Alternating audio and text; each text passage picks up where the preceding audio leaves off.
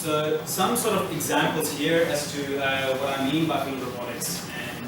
AI is, for anyone that did use the bathrooms over there,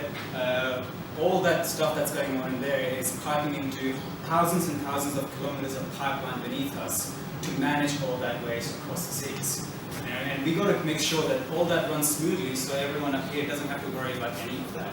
And the way that's typically done is that drones are deployed inside these pipelines with a whole array of sensors that go ahead and scan what's happening so that the engineers can then make decisions as to how to best maintain them and how to predict when a failure is about to happen. Not really a kind of civil infrastructure asset, but agriculture is also a big space where robotics are being deployed to capture high comprehensive data sets to be able to make better decisions. Right, which parts of my farm are not doing so well? Where do I need to do better optimization about my processes to get more out of my farm?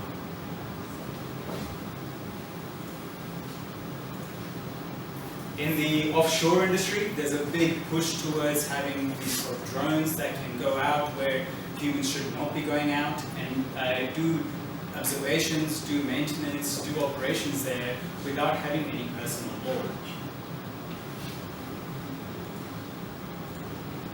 And lastly, going deep into our oceans to be able to scan assets there without having to send divers down, go kilometers deep down there and make decisions based on what you're seeing there, where you have your tiny little field of view and still make a decision on what to do.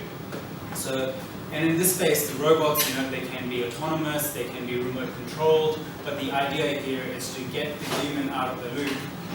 in being in a dangerous situation and be able to collect data that can inform decisions.